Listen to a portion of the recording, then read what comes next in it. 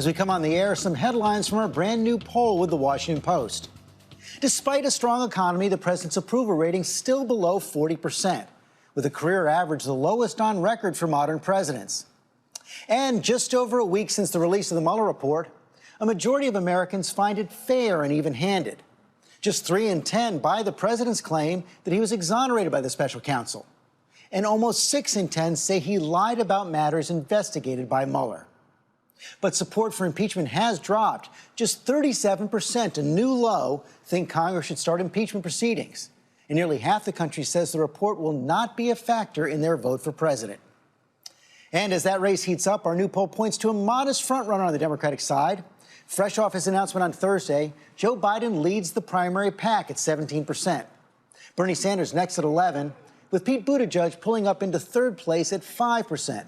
Just ahead of Elizabeth Warren, Kamala Harris, and Beto O'Rourke. But with 35% not yet ready to name a favorite, there is plenty of room for change. And the poll lays bare a real debate about what Democrats are looking for in 2020. Voters split on key questions of strategy and electability. Should they pick a candidate based on issues, or who's more likely to beat Trump? A candidate more likely to energize the Democratic base or appeal to independents? Those debates are far from settled. A lot to sort through in the months ahead, and we begin this morning with a senior Democrat from the key primary state of South Carolina, the number 3 Democrat in the House, Majority Whip Jim Clyburn. Congressman, thank you for joining us this morning. And I want to get to the poll in the presidential race in a minute, but first, your reaction to that synagogue shooting yesterday in Poway in California, 6 months to the day of the Tree of Life massacre in Pittsburgh, and the killer is referencing the massacres in New Zealand as well. There does seem to be an unmistakable pattern here. There is, and thank you so much for having me this morning. It's interesting that this is a Sunday morning for us in the Christian faith. That is a holy day.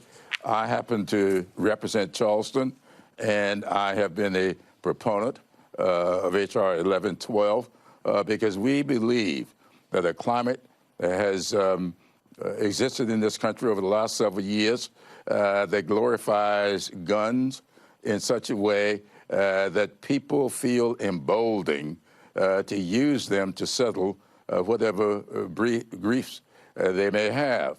You know, those 9 souls at Emmanuel AME Church down in Charleston are on my mind daily. I think about them. I spoke at one of those funerals, and so I'm very concerned that we do not start some discussions and take some actions that will de-glorify guns and that we cool our hate speech. There is just too much acrimony in our electoral process, in our interactions with each other, and we need some leadership on this from our political leaders, from the White House on down. I do believe that the climate in this country is pretty much dictated by our elected officials, and we ought to do what is necessary to calm some of that rhetoric. As you know, Congressman, the president quickly and forcefully condemned the shooting yesterday, but we also saw him this week doubling down on his reaction to the white supremacist rally in Charlottesville, Virginia, saying there were fine people on both sides. That was his comment then. And of course, that was in response to former Vice President Biden's announcement video. Here's what the president said after that. And if you look at what I said, you will see that that question was answered perfectly. And I was talking about people that went because they felt very strongly about the monument to Robert E. Lee, a great general. Whether you like it or not, he was one of the great generals. The president doesn't seem to be backing away at all from those comments about Charlottesville. Oh, because I think he's expressing what's in his heart. The fact of the matter is, Robert E. Lee was a great tactician, was not a great person. Robert E. Lee was a slave owner and a brutal slave master. Thankfully, he lost that war. And I kind of find it kind of interesting. The president is now glorifying a loser. He always said that he hated losers. Robert E. Lee was a loser. And even if you could get beyond that, at the end of the Civil War, Robert E. Lee asked all of his comrades to lay down their guns and to furl those Confederate flags, and if my memory serves, and put them in your attics. So if the president is going to glorify Robert E. Lee, let's at least be consistent about it. Do you think that former Vice President Biden, was right to focus his announcement video on Charlottesville? Absolutely, because I think that's what the crux of this campaign is going to be about. It's going to be about who can bring this country together. And for anybody who's running for the presidential nomination on the Democratic side, I think you've got to focus on bringing this country together on the domestic front, and you've got to think about our international relationships around the world. The fact of the matter is, Joe Biden getting into this race, I think allows us to bring into this discussion the foreign policy that is a problem for us these days. We have a president in the White House who is rupturing our relationships with our allies all around the world. And there are people out there who are saying they cannot trust the United States of America anymore to lead on foreign policy. That is a foreign relationship for us. We've got to do something about improving our relationships around the world, as well as trying to have domestic tranquility and bring our people together. You play such a key role in the state of South Carolina, that early primary state coming up next year. Is Joe Biden the man to beat in the Democratic primary there right now? That's what it looks like. I've seen your poll, and I don't find anything to disagree with in that poll. I have talked to people here in South Carolina, and I believe that at this point in time, Joe Biden is probably the leader. The question is whether or not he can maintain that lead. And I think that it's right. You're right that Sanders is a close second to him right now. But the campaign is early, and there have been some tremendous rollouts here in the state. Kamala Harris is doing very well.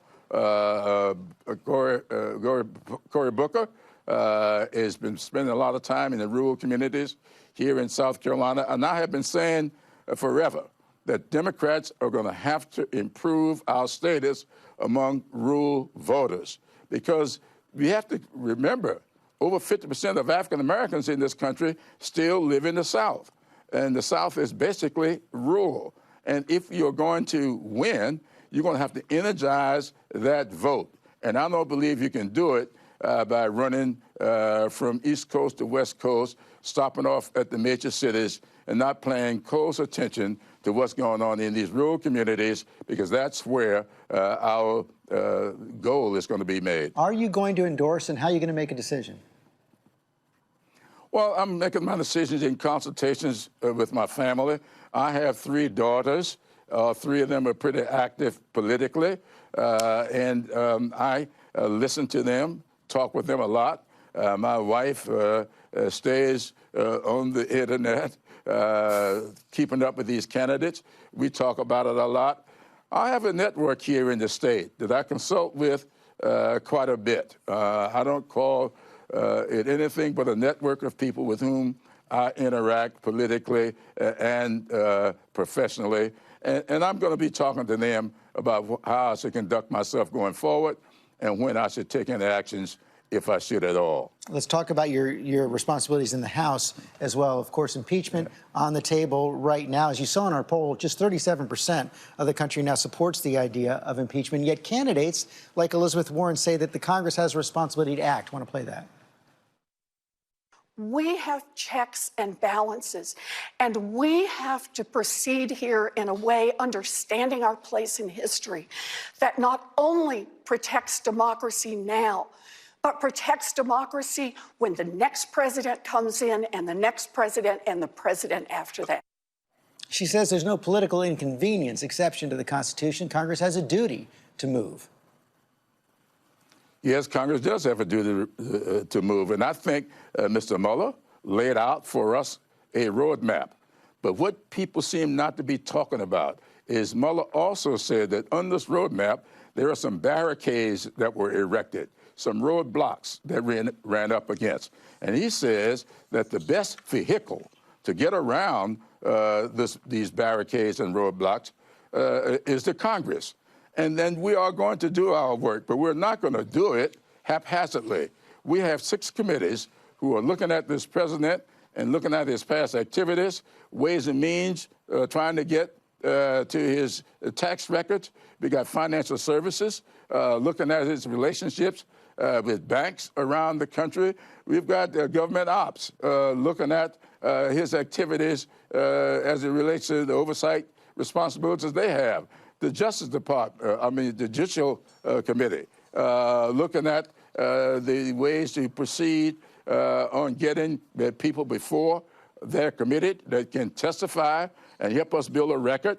Timing is everything in this business. And there's one thing to run out down a route toward impeachment. It's something else to lay a foundation, gather the facts, educate the American people so that we can see exactly what needs to be done and when we should do it.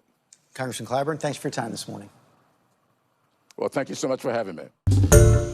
Hi, everyone. George Stephanopoulos here. Thanks for checking out the ABC News YouTube channel. If you'd like to get more videos, show highlights, and watch live event coverage, click on the right over here to subscribe to our channel. And don't forget to download the ABC News app for breaking news alerts. Thanks for watching.